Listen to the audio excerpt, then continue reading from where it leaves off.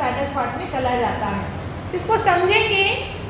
देखो मैंने एक चीज़ और देखा है कि अभी परंपरा में हम 3 तरह के ट्रीटमेंट देखते हैं, एलोपैथी और आयुर्वेद और होम्योपैथी। लगभग को पता है कि एलोपैथी ट्रीटमेंट जो है वो जड़ से ठीक नहीं करता, पता है कि नहीं? कितने लोगों को पता है ना? एलोपैथी जो है वो जड़ से काम नहीं करता है। जैसे खेत में घास लग गया तो घास लगने पर हमने क्या किया कि हमने ऊपर से काट दिया, पर जड़ तो नीचे है। घास तो ऊपर से आपने काट दिया लेकिन वो 1 हफ्ते बाद फिर से खड़ा हो जाएगा क्योंकि जड़ तो है। मेरी जानकारी में मुझे ऐसा लगता है कि ये एलोपैथी ट्रीटमेंट है कि आप कुछ भी प्रॉब्लम हुई, आप दवाई खाइए, आपको फीवर हुआ है, सर्दी खांसी हुई है, आप तुरंत आप लीजिए दवाई, आप ठीक हो जाएंगे, लेकिन जड़ से ठीक नहीं हुआ है। अभी भी वो है अंदर में, उसका बीज अभी भी अंदर है, वो बाद में फिर निकलेगा। आयुर्वेद क्या करता है? वो जड़ से क्योर करता है। अब जब आयुर्वेद की दवा खाते हो तो वो जड़ पे काम करता है, वो जड़ ही खत्म कर देता है, वो फिर से घास नहीं निकलेगा। जड़ को ही खत्म कर देता है, फिर से घास नहीं निकलेगा। इसीलिए जब किसी को बहुत सर्दी खांसी रहती है या बुखार रहता है और आप आयुर्वेद के पास जाओगे तो वो कहेंगे पेशेंस लगना पड़ेगा, ये जड़ से निकालने वाला काम है। तो आपको अभी जो सर्दी है ना, वो अभी 1 महीने तक खूब ज़्यादा सर्दी हो जाएगी, वो निकलेगा अंदर से, पूरी जमी पड़ी है आपकी सर्दी को पूरा बाहर निकालेगा। तो आपका 1 महीने तक सर्दी बहुत ज़्यादा रहेगी, या वो एक टाइम देते हैं, कुछ दिनों तक रहेगा, परेशान मत होना, डरना मत, वो अंदर से दबा हुआ कचरा बाहर निकालेगा। तो आयुर्वेद जो है यही करता है, आपके अंदर की जड़ से चीज़ें बाहर निकाल देता है, एलोपैथी ऊपर से काट देता है। वैसे ही मुझे ऐसा लगता है कि अगर हम डिप्रेशन में हैं, सुसाइडल थॉट में या कई चीज़ों में हैं, तो उसमें कहीं ना कहीं अगर हम एलोपैथी दवा लेते हैं तो वो भी वैसा ही काम करता है, ऊपर ऊपर क्योर करता है, लेकिन इंटरनली आपको ही क्योर करना पड़ेगा। तो मुझे लगता है मैं अगर ये वैल्यू एजुकेशन की क्लास जो मैं ले रही हूँ या बता रही हूँ बेस्ड ऑन मध्यस्थ दर्शन, ये मुझे ऐसा लगता है मेरे अपने पर्सनल एक्सपीरियंस से कि ये जड़ से काम करता है, ये जड़ से क्योर करेगा ही, है ना?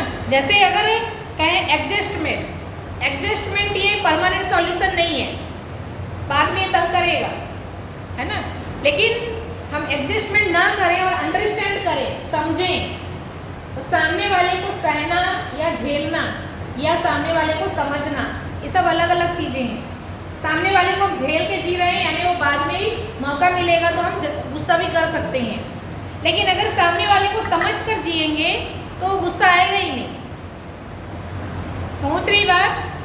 सामने वाले को समझ के जीना, रूम पार्टनर को समझकर जीना, रूम पार्टनर को झेलते हुए जीना, फर्क है कि नहीं?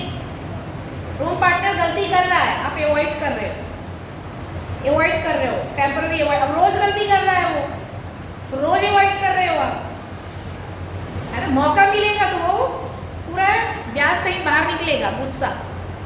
ये एडजस्टमेंट है।